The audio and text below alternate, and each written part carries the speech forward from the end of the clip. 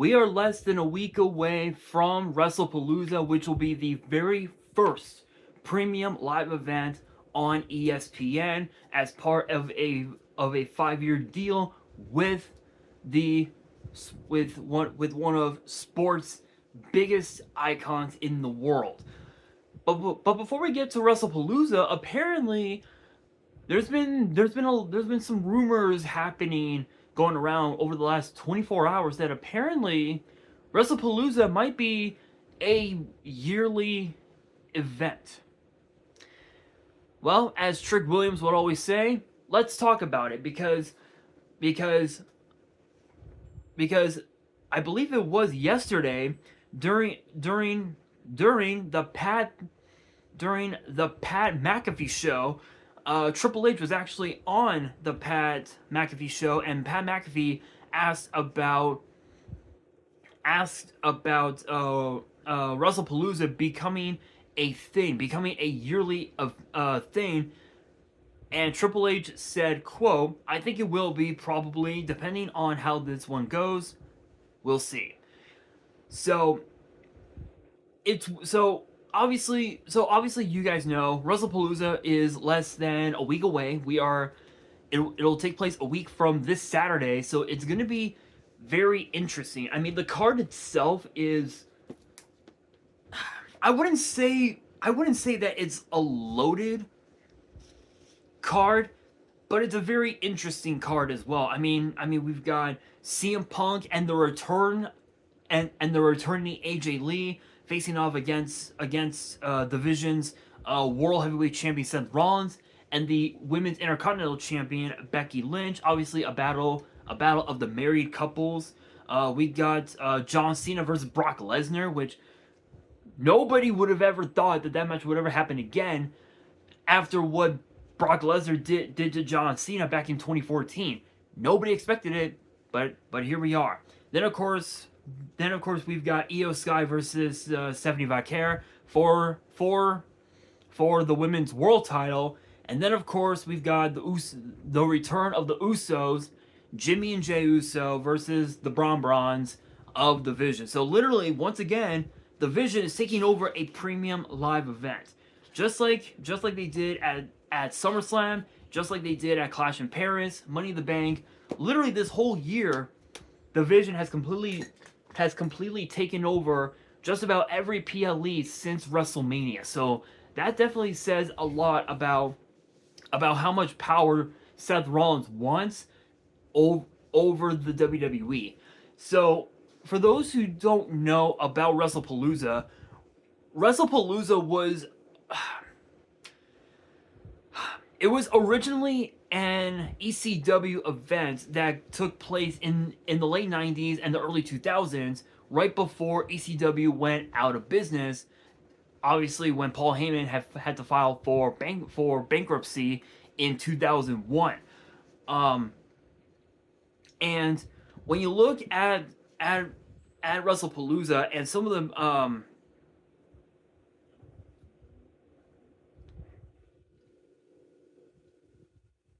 and you look at some of their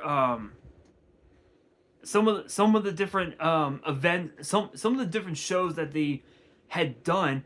This dates all the way back to 1995, August 5th, 1995, which was the very first ever WrestlePalooza, and some of the matches that were on that card were absolutely crazy. I mean, think about this. Think about this, right? You've got the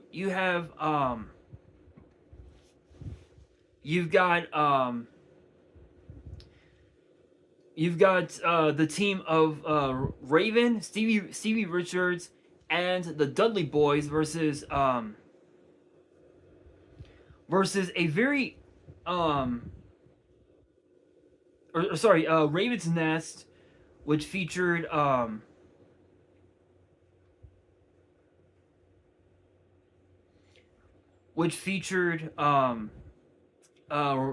Raven, Stevie Richards, and the Dudley Boys.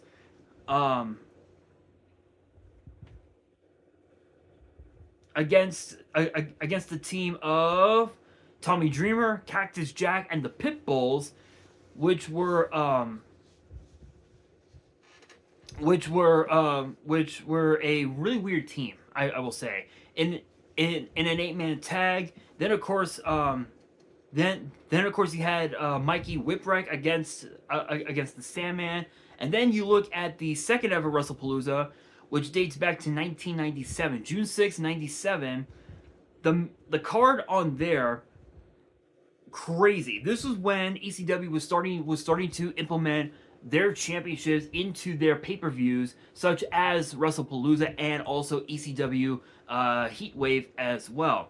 This one featured title matches such as Shane Douglas against Chris Chetty for the ECW television title, the Dudley Boys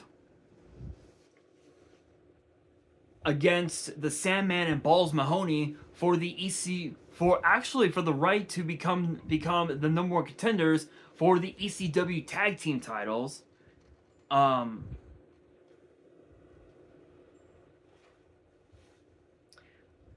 of course Terry Funk versus Chris Candido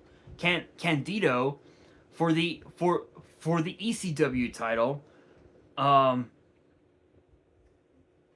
And then of course you had Cronus and Saturn, known as the Eliminators, against the Dudley Boys.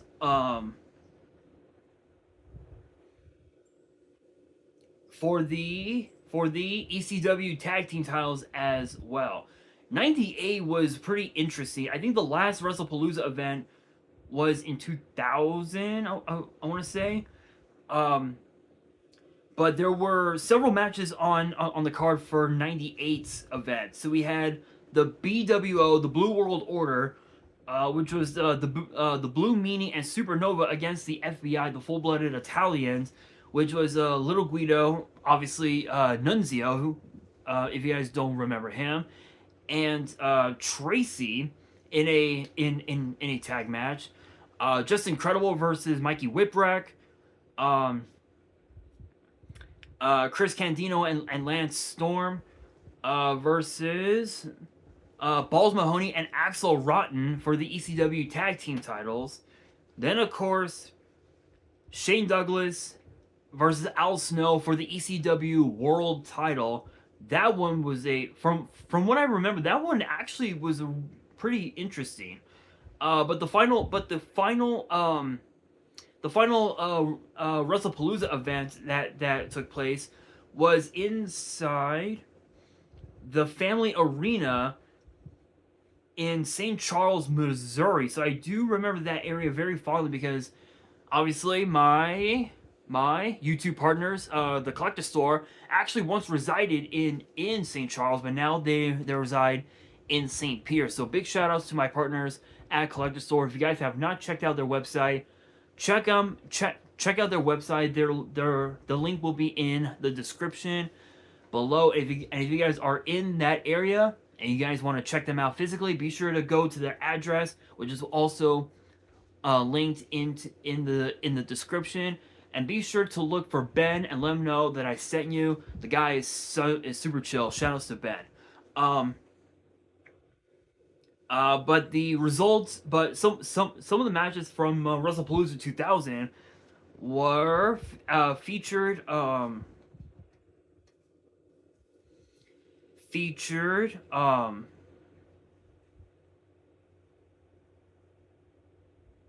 Actually, this was a weird one. This was a really weird one because they did this live, and it featured matches that were taped for the April 21st, 2000 episode of ECW on TNN, and then of course the April 23rd episode of Hardcore TV. So as far as WrestlePalooza goes, you had HC Loke versus Simon Diamond, and then Chili Willy versus Johnny Swinger. Yeah, you heard me right. ECW has some weird names, I will say. Hardcore TV, you had Nova and Chris Chetty against the new Dangerous Alliance, which was C.W. Anderson and Bill Wiles. Bill Wills? Wiles? I think Wills. Um, Super Crazy versus Kid Cash, and then Danny Doring and Roadkill defeating the FBI's Little Guido and Sal E. Graziano. And then ECW TV, you had Just Incredible and Lance Storm defeating Raven and Mikey Whipwreck for the ECW Tag Team titles. Rhino fought Scotty Anton to a no contest, which was very strange. And then a street fight that featured Tommy Dreamer, the Sandman, and New Jack against the Network, which featured Steve Corino, Jack Victory, and Yoshihiro Tajiri, who is actually Tajiri from WWE, who's a former cruiserweight champion. Now, this year's WrestlePalooza will be taking place in Indianapolis, so it'll be very interesting to see how this year's WrestlePalooza will fare compared to all those other times that was a part of ECW. I will say, WrestlePalooza becoming a yearly event might be a good idea, because obviously you guys know WWE had signed the rights to just about every single like event, every single name that ECW had over the years.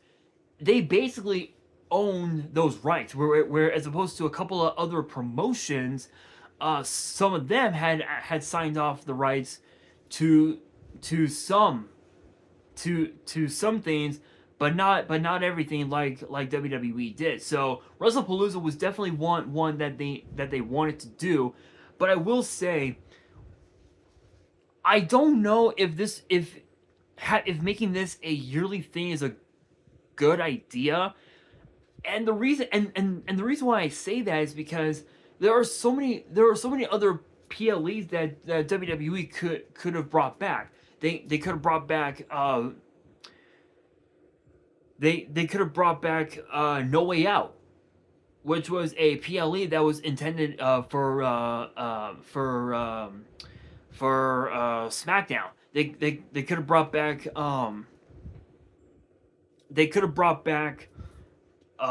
what else? Vengeance. They could have brought back Armageddon. What else could they have brought back? They could have brought back Unforgiven. They could have brought back something else entirely. They could have brought back any other PLE, but they chose to bring back WrestlePalooza. And the reason why I believe that it might be a bad idea is because there are a lot of fans who believe that WrestlePalooza it's just a dumb ECW name. Some people believe it. Others believe that it should be a yearly thing, but with the twist of ECW, where every match should have a stipulation, kind of similar to what Extreme Rules did, where every single match had a stipulation. But the problem is that I don't know if ESPN would like that. Just like ESPN didn't like what Stephanie McMahon brought up on her podcast. Excuse me, with WWE's partnership with Surfshark. Yeah, they didn't like that so well. But this might be a bit of a weird PLE to watch.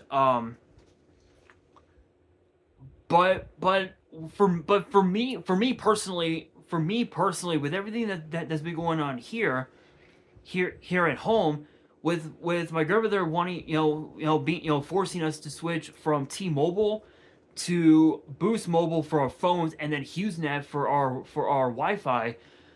I don't know if I'll be able to watch WrestlePalooza on my Fire Stick. I may have to watch it on my phone. I'm not sure. Going off topic here, but going off topic, but I will say WrestlePalooza is definitely going to be a very interesting PLE, and I'm pretty sure that if they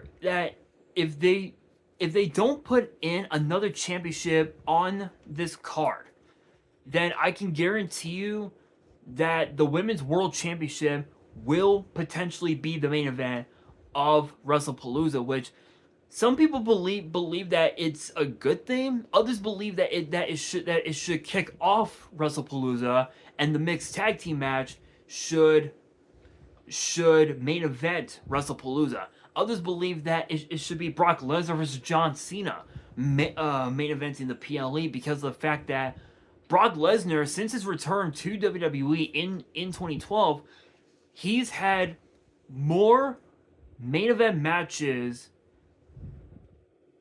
in the time that he's been with WWE than than anyone else. Like, not even a guy like John Cena could have ever had that many PLE main events. Brock Lesnar, he's main evented events like Extreme Rules. He's main evented SummerSlam. He's main evented WrestleMania several times in his career.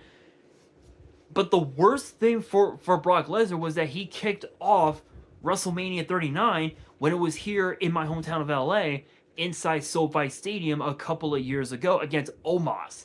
So that was very interesting. But I will say, I think WrestlePalooza definitely will be a very unique PLE, because obviously you guys know it will be the start of the new partnership with ESPN. So it'll be very interesting, to say the very least. But I don't know. I don't know. We are still about a week away from WrestlePalooza, so it's still pretty young to determine what the main event will be. But again, if they don't implement another championship match, like perhaps maybe I don't know, maybe the women's US title, or perhaps the men's US title, maybe even the WWE title at best. If they don't implement another championship, this might go down in history as one of the worst PLEs of this year, because WrestleMania 41 was very unique. The main event of night one literally was the game changer. But as far as night two goes, I don't know. Some people believe that night two was a bit of a weird one. Others believe that it was a historic moment. Which don't get me wrong, John Cena becoming a 17-time champion, yes, that is a huge moment. But some people believe that it was just a squash match for Cody Rhodes. I don't know. I don't know about you guys, but WrestlePalooza is going to be something, to say the very least. But with that being said, that will do it for today's video. Hopefully you guys enjoyed. If you did, make sure you guys smash that thumbs up button. If you guys are new to the channel and you guys want more WWE topic videos in the future, then be sure to subscribe to the channel, turn on the notification bell, and as always, make sure you guys are following me on all of my social media. All of my ads will be in the description below, as will the info to my fan mail. It will also be in the description as well. And on that, this is your boy Nash, signing out.